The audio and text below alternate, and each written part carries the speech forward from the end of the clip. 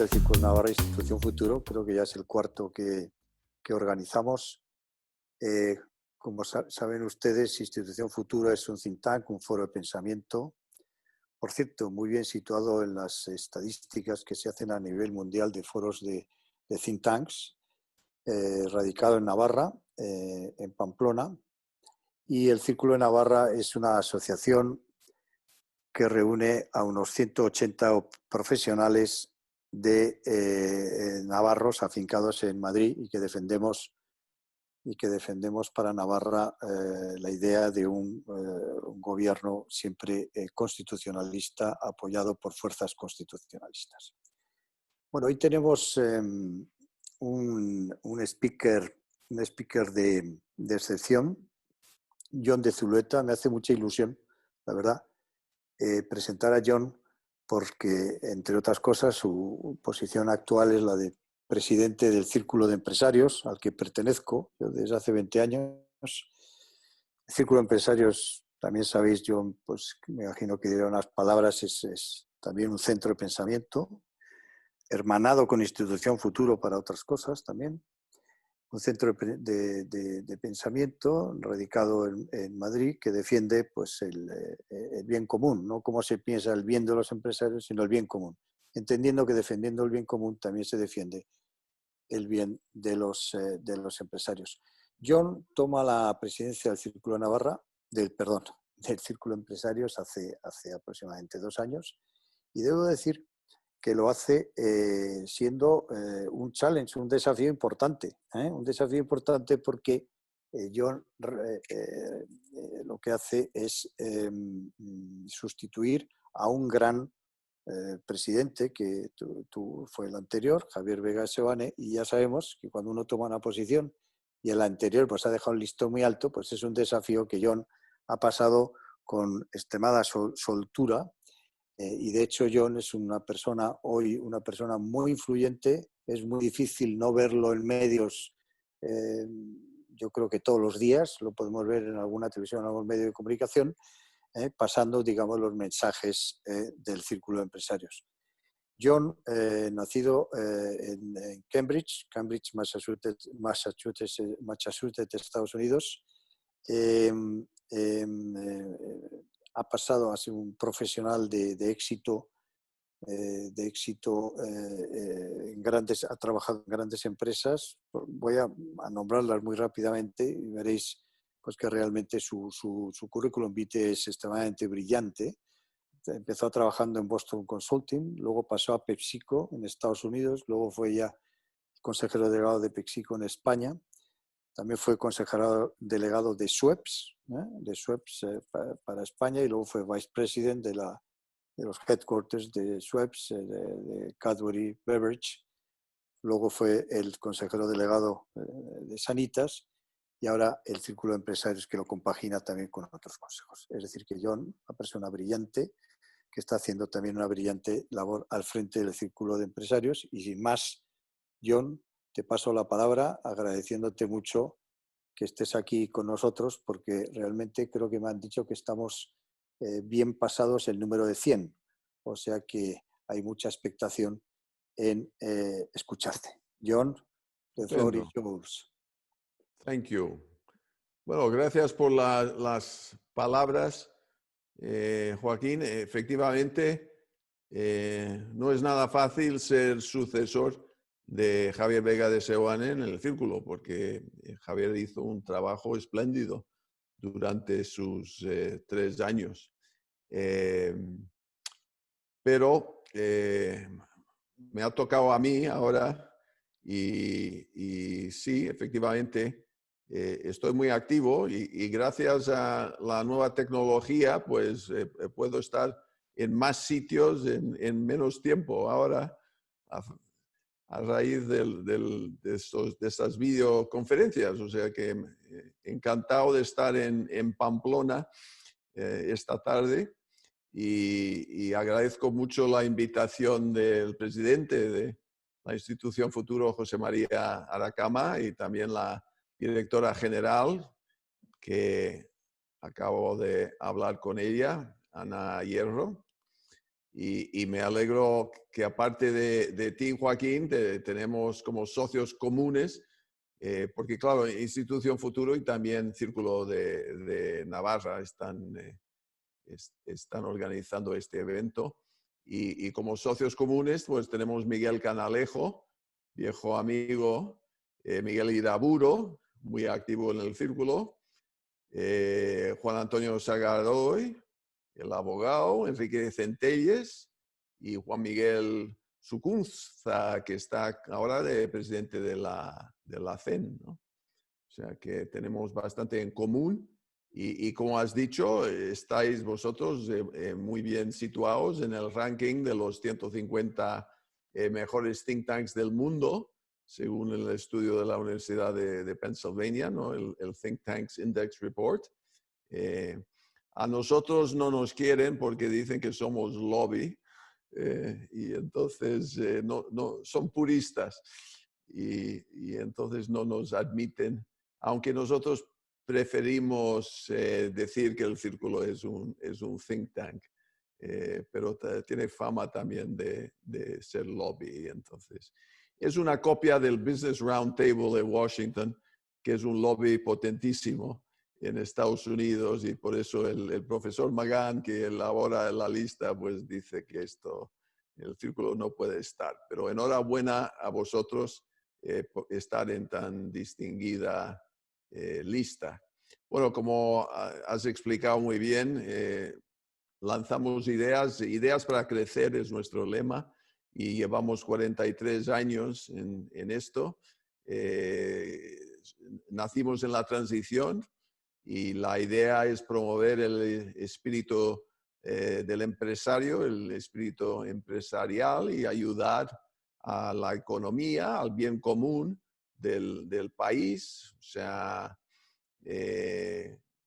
yo creo que es una función muy importante para que la empresa, como creador de riqueza, bienestar y empleo, o sea, jugamos un papel muy importante en lo que es la sociedad civil, que tenemos que reforzar cada día aquí en España, porque los políticos son como un gas y ocupan todos los espacios vacantes. Y entonces la sociedad civil tiene que ser fuerte porque como salió en un libro muy recién de este hombre con un apellido que no se puede pronunciar, que lo tengo aquí, Acemoglu, que es un profesor de MIT en Massachusetts. Él dice, y esto es la verdad, ¿no?, que su tesis es: un país alcanza la libertad cuando tanto el Estado como la sociedad civil son fuertes. Si las partes se desequilibran, la situación retrocede hacia el totalitarismo o bien hacia el caos. Y claro, algunos gobiernos como Víctor Orbán y Erdogan han aprovechado la crisis del COVID para coger más poder. En nuestro caso, en España, también hemos visto que el estado de alarma ha dado mucho poder al presidente de gobierno y han suprimido, por suerte han terminado los 96 días, pero han suprimido unos derechos que tenían los ciudadanos y la sociedad civil, que esperemos recuperar en su totalidad muy pronto. Bueno, yo vengo hoy, bueno, y decir también del círculo que somos 230 socios, no somos empresas, somos socios. El círculo se financia completamente con la cuota de los socios.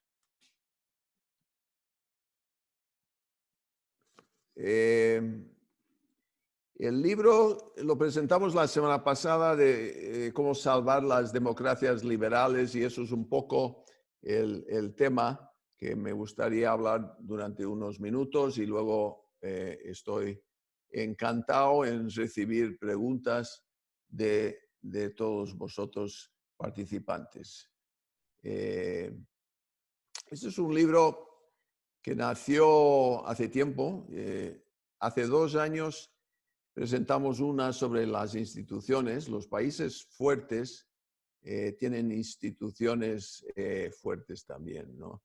Las economías punteras, todos nacen en países que tienen instituciones fuertes.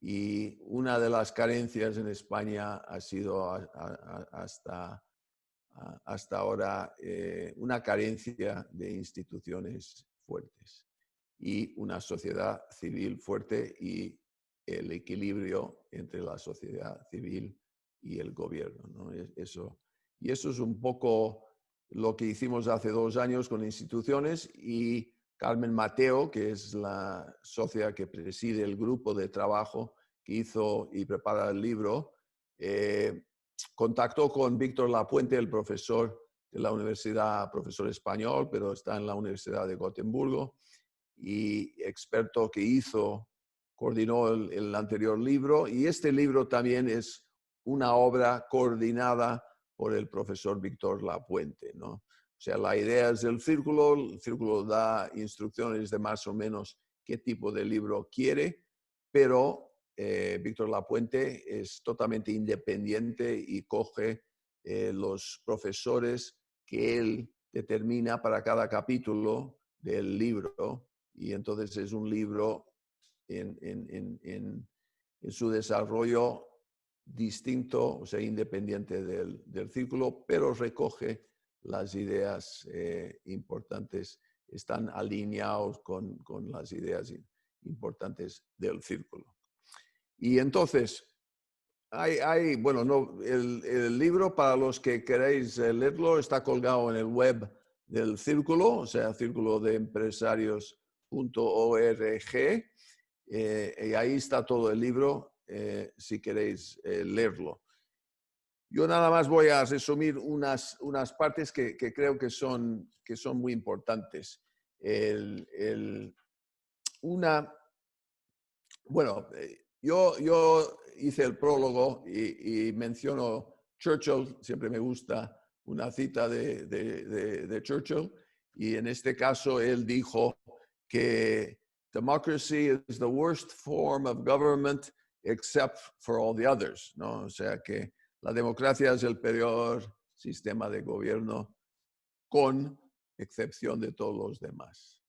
Y yo creo que si pensamos en demos, que es un poco la unión de todo el pueblo, y kratos, que es el poder, pues democracia realmente es el poder a la sociedad civil, donde la sociedad civil busca un gobierno que mejora idealmente sus condiciones.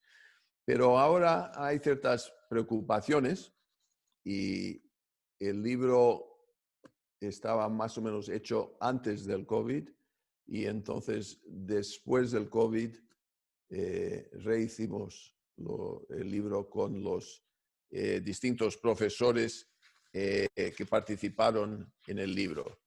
Y entonces, bueno, Víctor Lapuente coordinó, Elena Costas también ayudó, y Adela Cortina hizo el epílogo sobre ética, muy importante. Manuel Hidalgo, Salvador Parrado, Pablo Simón, José Ignacio Torreblanca y Manuel Villoria son los autores. Y bueno, yo creo que una de las cosas muy importantes para mí es el tema de ética. Y Adela Cortina hace, claro, una mención de ethos, la importancia de ética.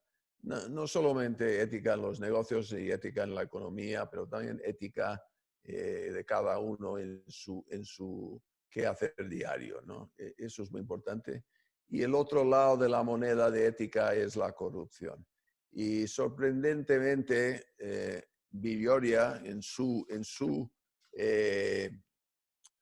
capítulo habla de la corrupción en España, y yo francamente a lo mejor soy muy ingenuo, porque yo pensé que como salía todo en prensa de todos los casos, sobre todo últimamente lo de Andalucía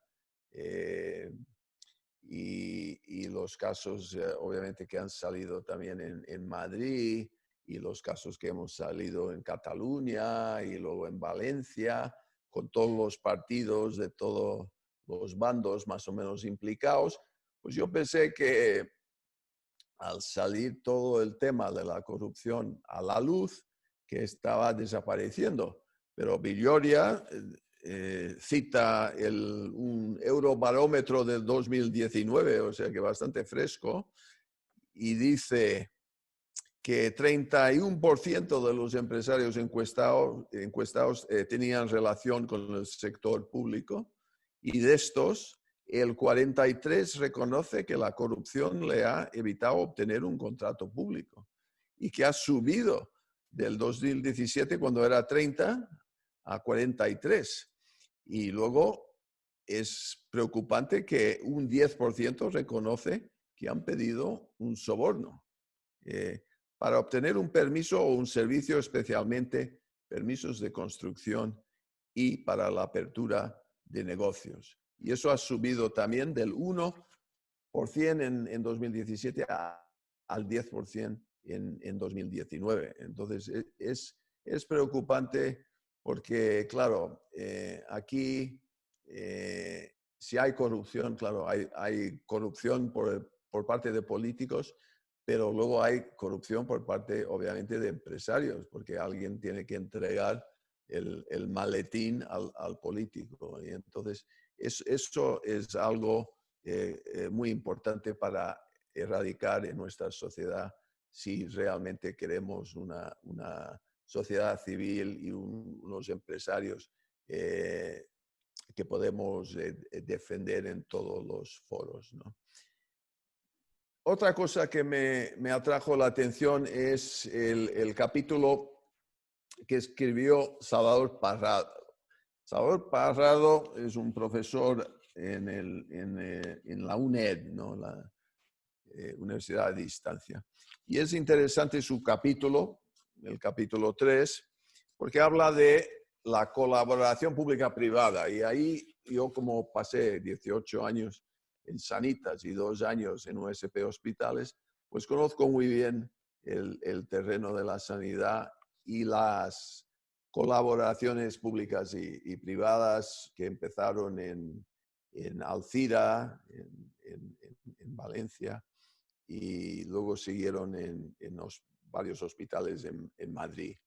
Y es una experiencia, yo creo que muy buena, muy importante cara al futuro del país, que haya más colaboración público y privado, pero que hay un rechazo ideológico de mucha gente a estos acuerdos, ¿no? Y él habla de la gestión de lo público por el sector privado y el valor social, ¿no? Hay una contradicción de términos, dice, entre el capitalismo rentista y el Estado rentista. O sea que si no lo manejas bien, o el Estado gana demasiado o el sector privado gana demasiado. Y claro, lo que hay que hacer es optimizarlo para el beneficio de la sociedad en general. Y bueno, según el país que miras, hay distintas ideas. En Estados Unidos, por ejemplo, hay muchas cárceles manejadas por el sector privado. En Reino Unido hay empresas privadas gestionando el agua, pero los británicos son reticentes a los peajes en las autovías. En Australia lo aceptan los peajes, Estados Unidos también aceptan peajes del sector privado. Aquí en España, bueno, hemos tenido problemas alrededor de Madrid con los peajes porque el volumen de vehículos no era lo que se había previsto y el gobierno ha tenido que salvar de la quiebra estas autovías de peaje. Entonces, también es interesante ver que en sanidad público-privado hay un ejemplo clarísimo que siempre hemos citado que todos los que hemos estado en la sanidad privada, que es lo de Muface, ¿no? Los funcionarios pueden elegir, Mujejos son los funcionarios judiciales y ISFAs son los militares. Esos tres grupos pueden elegir cada enero si optan por sanidad pública o si optan por sanidad privada. Y en 2019, pues 2018, que son los últimos datos aquí, 84% eligieron las mutualidades, de estas mutualidades eligieron la sanidad privada. Y el ahorro para el erario público era 30%, o sea que cuesta menos, porque hay más flexibilidad, porque claro, el sistema privado de salud, que en este momento es 30% del sistema sanitario español, obviamente tiene mucho más flexibilidad en la contratación, en la bonificación, la flexibilidad de horarios y todo. Mientras que el sector público tiene una rigidez porque los funcionarios, bueno, los médicos y el personal sanitario son funcionarios, ¿no? Y muchos tienen la plaza por vida. Y entonces es un sistema mucho más rígido. Eso está en el libro, ese capítulo es muy interesante. Y luego hay un tercer capítulo muy interesante que es la de José Ignacio Torreblanca, que habla de los medios nuevos, ¿no? Que son las redes sociales. Y todo el tema de los medios que estamos ahora en una etapa de Twitter, de Facebook, de WhatsApp, de la información está corriendo todo el día. El fake news tiene más aceptación que el real news. La gente de otros países como Rusia están interfiriendo directamente en elecciones en países como Estados Unidos y también dicen que en las últimas elecciones en España. O sea, ellos lo que quieren, los rusos, es desestabilizar el mundo de las democracias liberales, o sea, y lo están empujando por las redes sociales. Y entonces esto es un fenómeno nuevo, es un fenómeno muy peligroso cara a la democracia liberal, porque claro, si el demos está manipulado por un servicio externo, y han visto que 0,5% de los seguidores de una red estaban dando 35% de los mensajes en esa red, ya te indica que ya no son personas, o sea, ya hay máquinas, los famosos bots, ¿no? Los famosos robots. Hay máquinas que están mandando mensajes. Miles de mensajes cada día por todo el mundo, intentando, en muchos casos, desestabilizar gobiernos, ¿no? Y entonces, ese capítulo yo creo que era muy interesante. Y el epílogo lo escribe Adela Cortina y es el tema de la ética.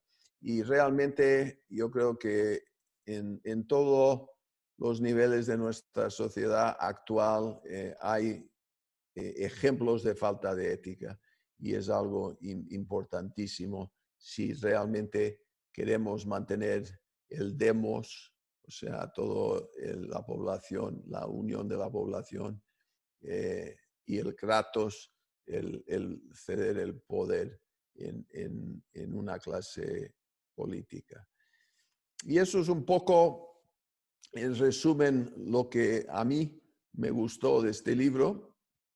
Lo recomiendo y ahora estamos publicándolo en papel también. O sea que contactar el círculo, los que están interesados en recibir una copia. Vamos a circularlo obviamente a a los socios, pero yo creo que es un libro importante para los tiempos que corren, porque el estado de alarma ha cambiado, ha puesto en riesgo, o sea, el sistema que estábamos tan acostumbrados a reconocer de nuestra democracia, pero es una joven democracia, no nos engañemos, y tiene sus riesgos y tenemos que tener cuidado. Y últimamente, claro, el círculo desde hace tiempo, pero últimamente hay más grupos de la sociedad civil empujando para que el poder sea un poder constitucionalista y más centrista, y que podemos evitar partidos de extrema izquierda o partidos separatistas eh, metiéndose la mano en decisiones importantes. Y bueno,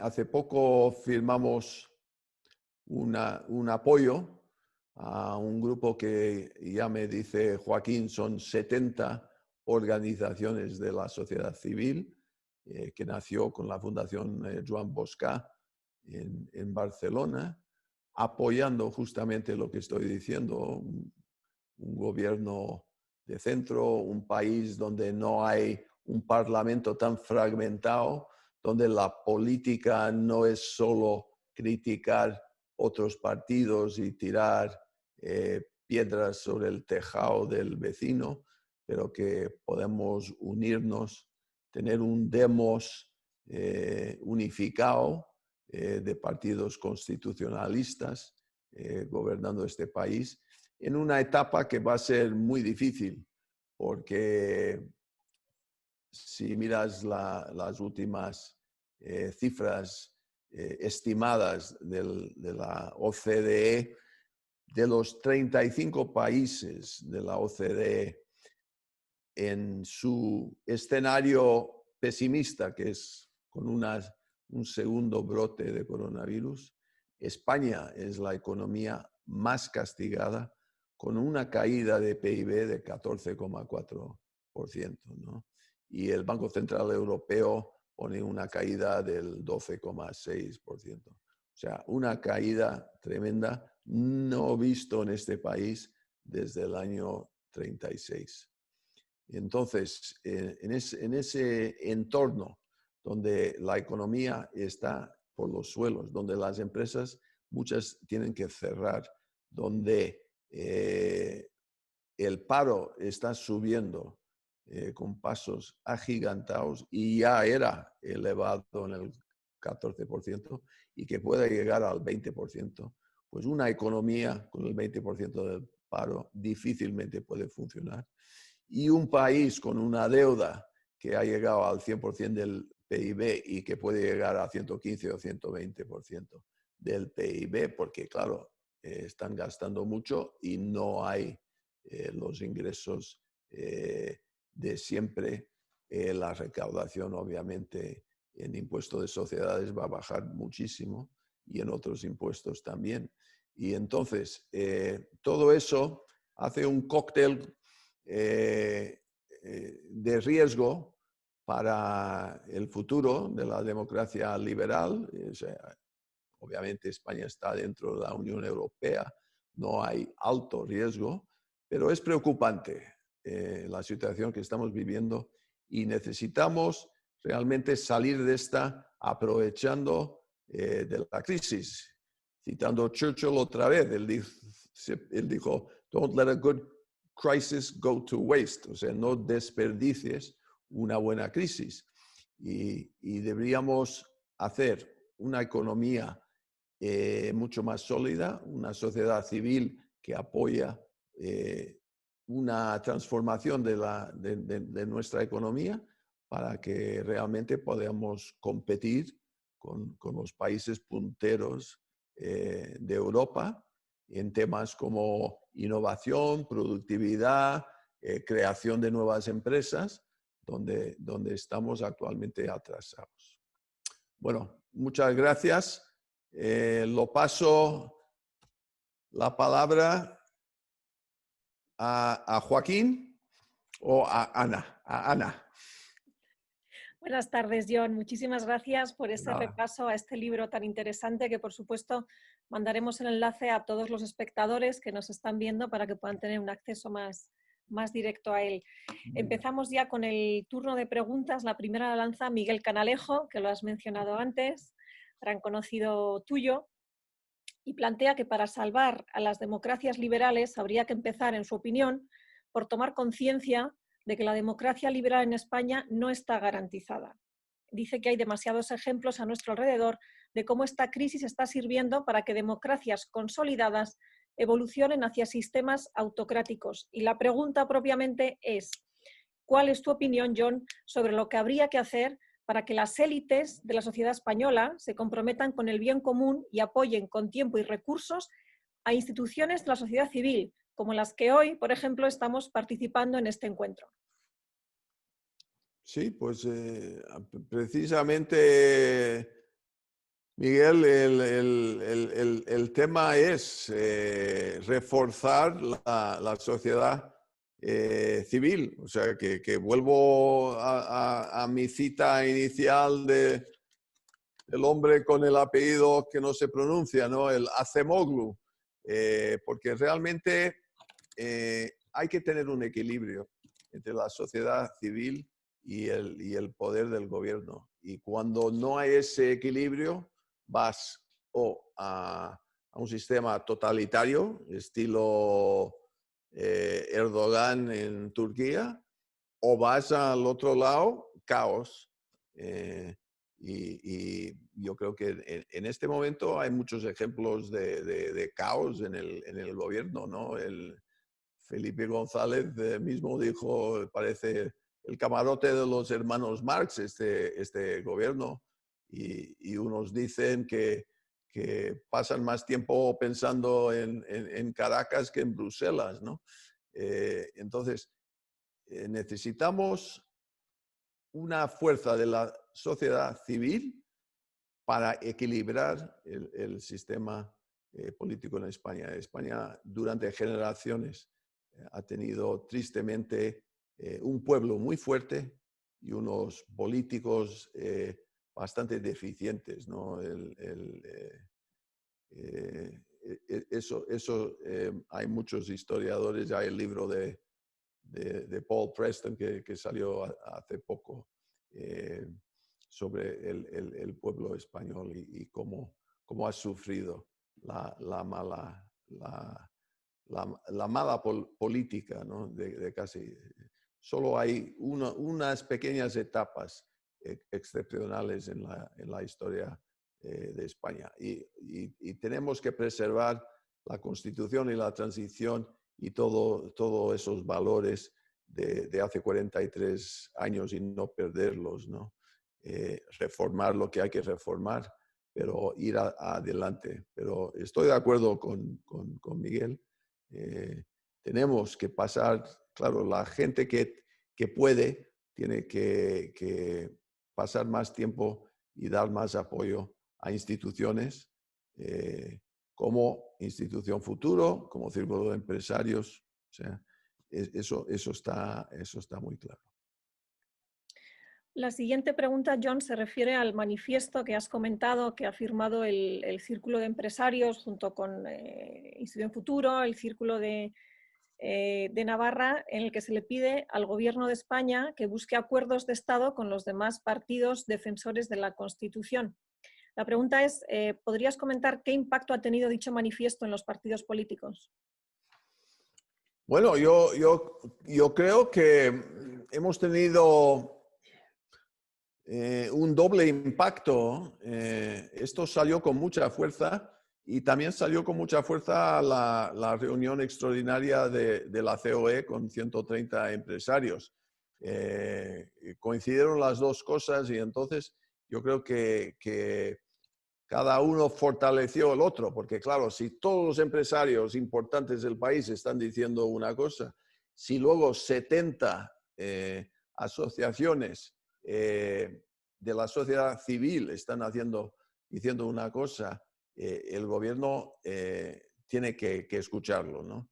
La respuesta inmediata fue que sacaron de la manga el estudio que están haciendo de España hasta 2050 con 100 economistas. O sea que aquí cada uno tiene una lista de apoyo. Sociedad civil 70, empresarios 130 y el gobierno 100 economistas. Ahí es donde está la cosa, pero sí que se ha escuchado muy claramente todo eso. Y bueno, hemos visto cambios en medios tan importantes como el Grupo Prisa y El País, ¿no? Donde se ha ido Soledad Gallego Díaz y ha entrado, claro, una línea editorial mucho más en línea con ese documento de los 70 firmantes. Muy bien. Te preguntan que has hablado de colaboración público-privada, pero plantean que si no crees que ni la sociedad española ni el propio gobierno español están a favor de ese modelo.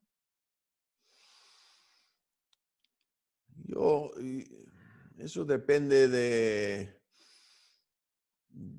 Hay un segmento del gobierno ideológico que están en contra de ese tipo de acuerdos. Bueno, hay un segmento del gobierno actual que quiere nacionalizar la banca. Entonces, aquí hay para todos los gustos. Pero hay un porcentaje importante, yo creo, de gente, público en general, y, bueno, saqué los datos de Muface y, bueno, hay una vicepresidenta del gobierno que pasó su recuperación del COVID en un hospital privado porque ha elegido un seguro privado para sus cuidados médicos. Entonces, yo creo que el público, bueno, y hay 30%, bueno, 25% más o menos de los españoles tienen un seguro de salud privado. O sea, entonces, depende de con quién hablas. Yo creo que hay bastante apoyo en el tema sanitario de cooperación público-privado. En el tema de autopistas, pues yo creo que también no veo gran oposición. Y en el tema de hospitales, cuando había o hay actualmente los hospitales públicos gestionados por grupos privados, los pacientes que van a estos hospitales no tienen ni idea. Creen que es un hospital público como todos los demás. Todas las encuestas demuestran, están muy satisfechos con el sistema. Entonces, yo creo que es un concepto ideológico, pero que no está apoyado por datos reales. Has mencionado el uso de los bots en Internet para crear fake news y te preguntan si el gobierno español, si te consta que a ti el gobierno español haya empleado bots para generar fake news durante la pandemia. Y además lo ligo con otra pregunta que plantea, ¿puede valorar con sinceridad la gestión del gobierno de esta crisis? La segunda parte es más fácil que la primera. O sea, la gestión de esta crisis ha sido una serie de improvisaciones y lo han gestionado muy mal. Y por eso nuestras empresas están en la UCI, la mayoría en este momento, unos con pronóstico grave, otros con pronóstico reservado, pero el daño que se ha hecho a la economía española viene directamente dada por la mala gestión, la ineptitud de la clase política en gestionar esta crisis. Les cogió totalmente desprevenido, totalmente sin preparación, y las medidas que tomaron tarde y mal agravaron la situación y bueno, tenemos los datos ahí. Instituto Nacional de Estadística te dice hay 45.000 muertos por esta crisis del COVID. Olvídate de los 28.000 que son la cifra oficial porque pasaron por una test de PCR, pero claro, como el país apenas tenía test de PCR para el personal sanitario y los policías y los cuerpos y fuerzas de seguridad, pues nadie, como no había test PCR, pues la cifra oficial es bajísima, pero la cifra real, el Instituto Carlos III también lo afirma, es entre 43 y 45.000 personas, que es la cifra de muertes por millón más alta del mundo.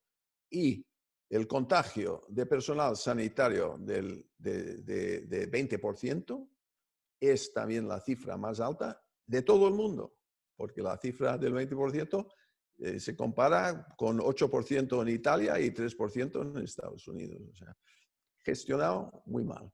Eso clarísimo.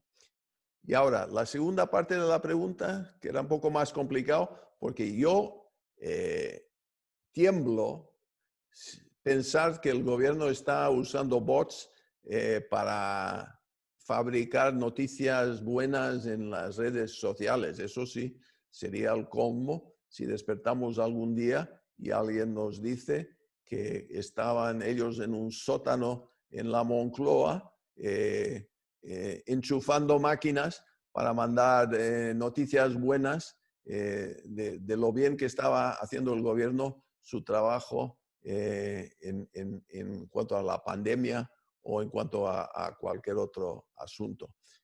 Bastante hemos tenido que aguantar con la hora cada sábado del presidente dando unas noticias y claro, evitando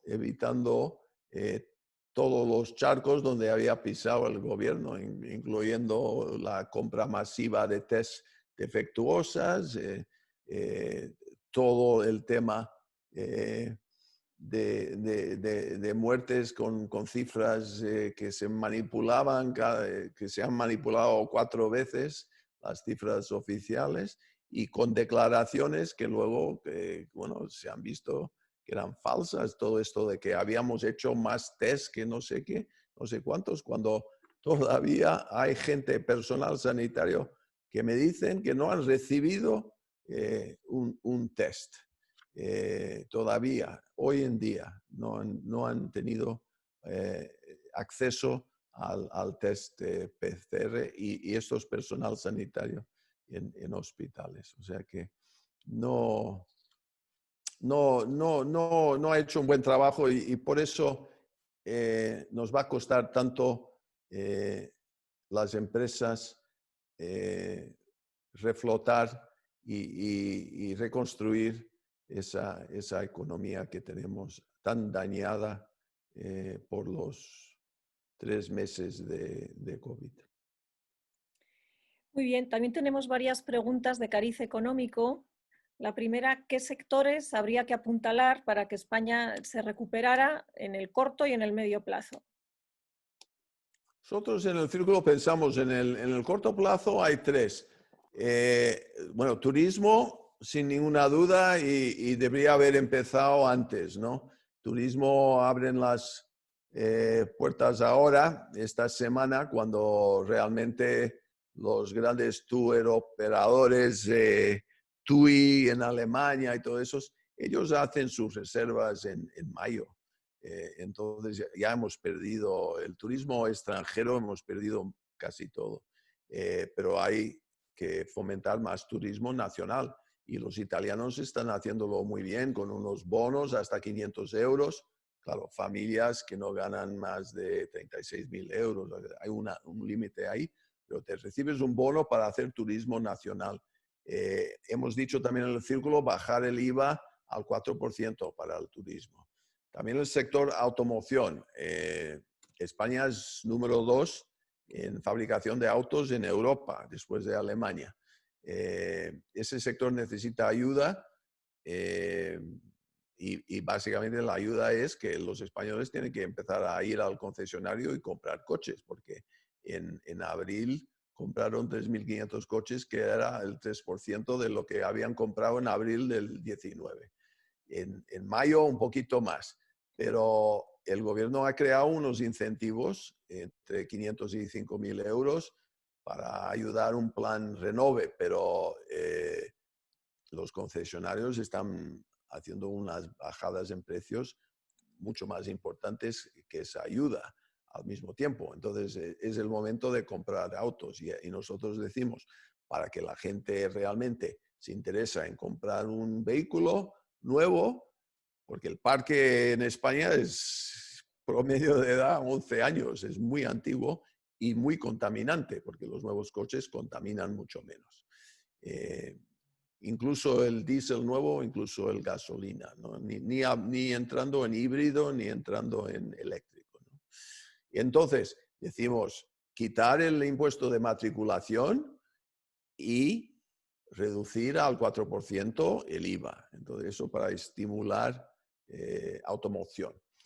Y el tercero es construcción y vivienda, ¿no? Construcción, poner toda la obra pública en marcha cuanto antes. Y el gobierno tiene un presupuesto importante en obra pública que pueden poner en marcha. Eso es fundamental.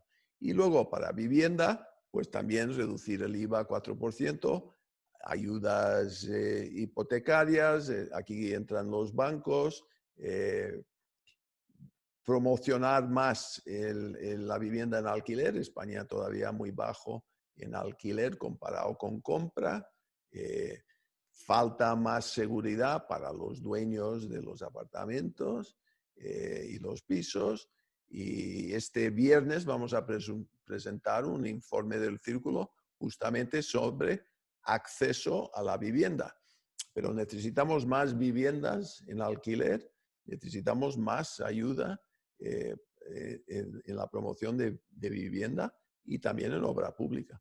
Y con esos tres sectores, si funcionan, y de aquí al 31 de diciembre, porque estamos hablando de IVA súper reducido, de aquí a 31 de diciembre, yo creo que hay un efecto arrastre que puede ayudar todo el resto de la economía. Muy bien, plantean, volviendo al tema de la democracia liberal, que quizá la deriva autoritaria que estamos viendo está más relacionada con la percepción por parte de una buena parte del demos de que las instituciones de las democracias liberales no están legitimadas porque no reflejan los intereses de segmentos o identidades concretas. ¿Hasta qué punto realmente han dejado de funcionar bien las instituciones españolas? Yo creo que tiene que haber una separación muy clara entre lo que es el ejecutivo, lo que es el legislativo y lo que es la parte judicial. Y lo que está funcionando menos bien últimamente parece ser que son los cruces, ¿no? Que alguien pasa directamente del ejecutivo al judicial o alguien pasa del judicial al ejecutivo.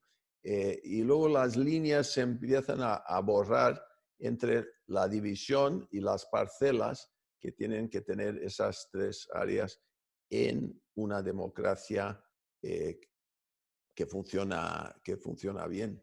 Yo creo que eso es parte del problema. La otra parte del problema importante es rendición de cuentas. O sea, tenemos el AIREF, la Autoridad Independiente de Responsabilidad Fiscal, obligada por Bruselas y lo que llaman Spending Review en el resto de Europa del norte, donde están muy adelantados en esto, y tenemos que saber dónde va nuestro dinero y alguien tiene que estar midiendo la eficacia del dinero que el gobierno, cada ministerio está dedicando a qué recursos.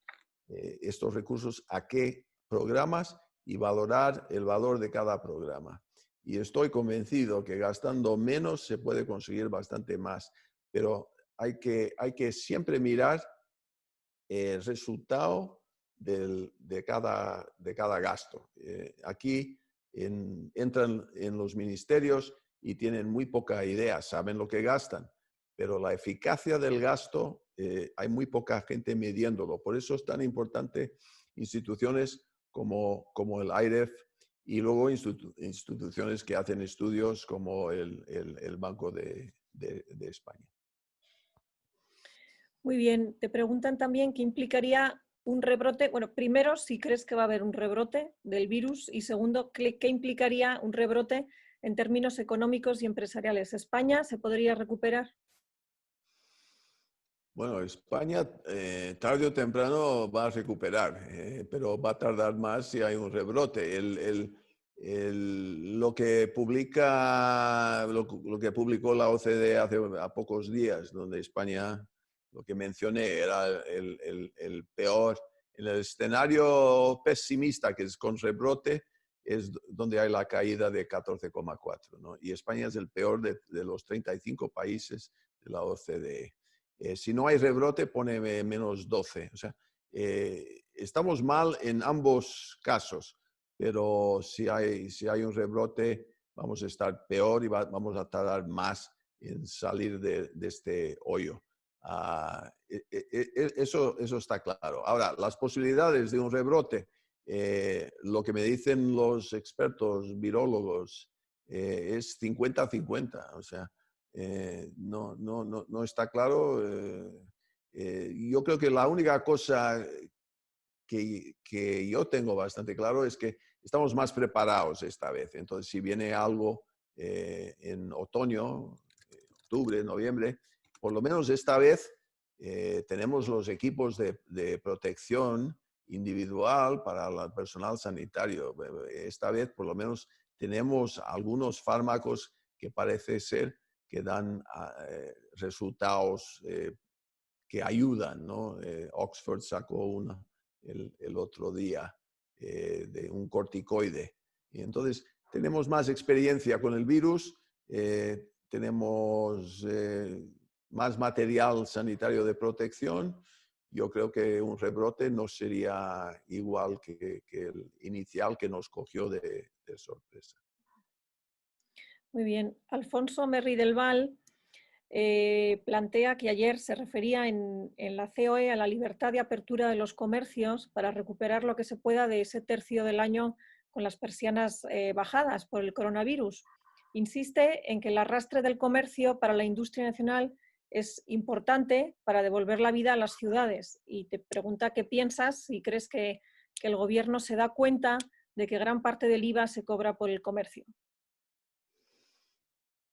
El gobierno se da cuenta de que gran parte de su recaudación es el IVA y otra gran parte es el IRPF.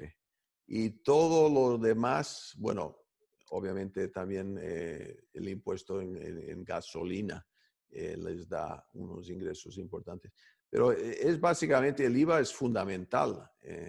Y el gobierno lo sabe. Y todo lo que están inventando de nuevos impuestos del Tobin, el Google y todos esos impuestos, realmente el diésel, son impuestos que no van a traer mucho dinero, de recaudar poco, yo creo. Entonces, eso sí. Yo creo que, claro, Alfonso tiene razón. El tema donde más se ha sufrido es el tema de estas grandes superficies, que además Madrid quedó tarde en abrir, en esa fase donde dejaron abrir.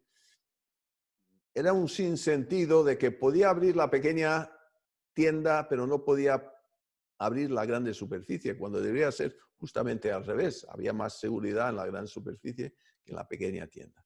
Entonces, eso fue ilógico. Pero no hay nada peor que tener que pagar alquiler, gastos fijos y todo lo demás, aunque no tengas que pagar los empleados, cuando tus ingresos son cero. O sea que muchos han tenido que bajar la persiana para siempre, porque ese sector ha sido afectado, pero tremendamente, por el cierre obligado de sus negocios. Y levantar el país, vamos a tener, yo digo, tienen, bueno, ahora es el momento de salir y comprar, porque hay promociones por todas partes. Vamos a tener... la economía no es que pones el freno y luego levantas el freno y pones el gas. No funciona así. Levantas el freno y poco a poco va cogiendo ritmo. Y velocidad de crucero va a tardar. Y mientras intentas a ponerlo a velocidad de crucero, hay que promocionar. Y entonces ahora mismo es el momento de salir de compras y volver a comprar. Y eso tiene que salvar el sector. Pero efectivamente, 3 meses sin vender es muy, muy preocupante para sobre todo los que no tienen liquidez y ayuda. Ujú. Nos quedan 2 preguntas, John, si te parece, las voy a plantear juntas para no irnos mucho de tiempo. La Bien. primera plantea cómo se van a repartir los fondos de reconstrucción europeos de ayuda por el coronavirus, si ese dinero va a llegar a las empresas, eso por un lado. Y por otro, nos pregunta un empresario, dice, como empresario que soy, siempre he visto al empresario como generador de riqueza y empleo. Con esta crisis todavía más. ¿Pero el gobierno de España también lo ve así? Bueno, Ana, el gobierno de España depende de con quién hablas en este gobierno. O sea, yo he oído cosas de unos ministros que hablaron mal del turismo, que era muy poco productivo y que España que hacía, que estaba perdiendo el tiempo con un sector como el turismo. Luego hablas con otro ministro y dicen, estoy completamente en línea con lo que quieren los empresarios, ¿no? Hay otra ministra que dijo que en el sector de agricultura había esclavitud. O sea que hemos oído de todo. Entonces yo sé que hay 2 ministros de confianza, Nadia Calviño y José Luis Escrivá, que saben lo que estamos diciendo los empresarios. Y los demás, yo creo que depende del día.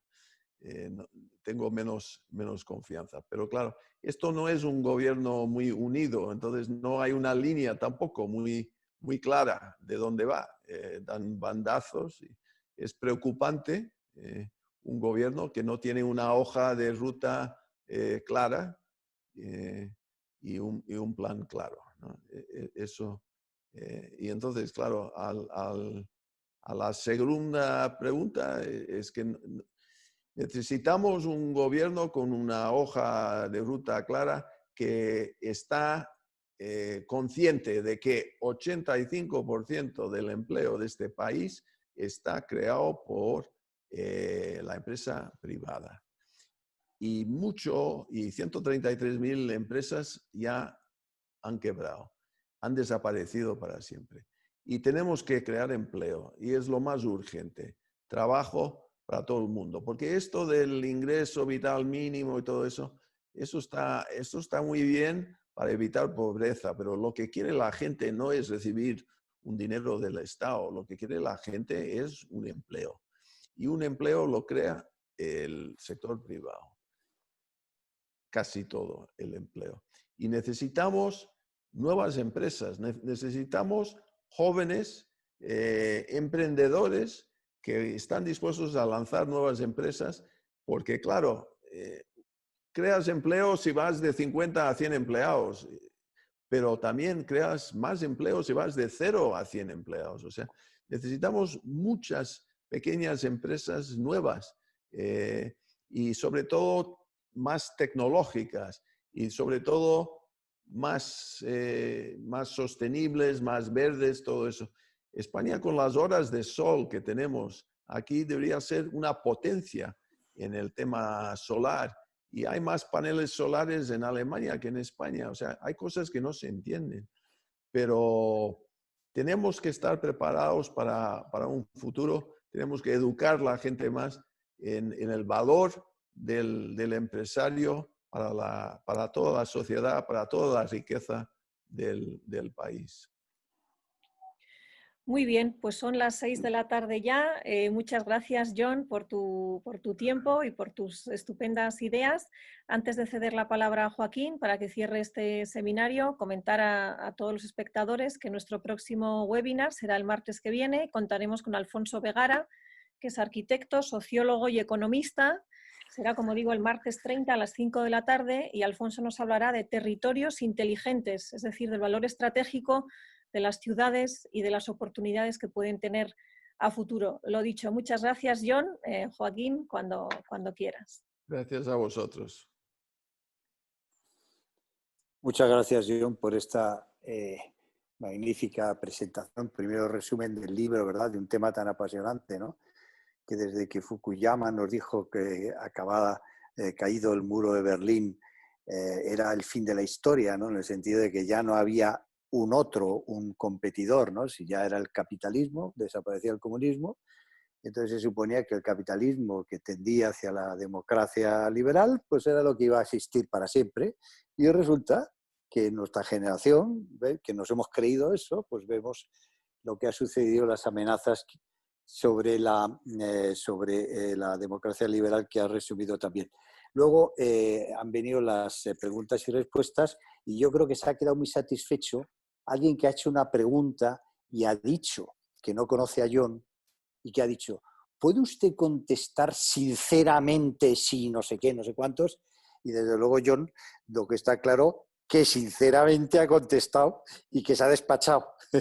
Se ha despachado diciendo, porque claro, claro, lo que es contundente siempre son los datos, ¿verdad? Los datos a uno es lo que le da la fuerza para poner énfasis en las cosas. Y desde luego, John, nadie podrá negar que como líder de una organización de la sociedad civil, un líder de la sociedad civil, no, desde luego, que no habla claro, igual no le gusta lo que dice, pero desde luego, claro, lo dice y aquí lo ha demostrado. John, muchas gracias. Hasta la vista a todos, hasta la vista a los 100 y pico que estamos, gracias a la tecnología, conectados. Y nada más. Adiós a todos y muchas gracias. Y John, otra vez. Bueno, gracias Hasta Joaquín otra. por la invitación. Yo creo que tiene una magnífica institución. Tenéis ahí en Pamplona. Muy bien, John. Pues nada, cerramos con esto y a todos mucha suerte y buenas tardes. Bueno.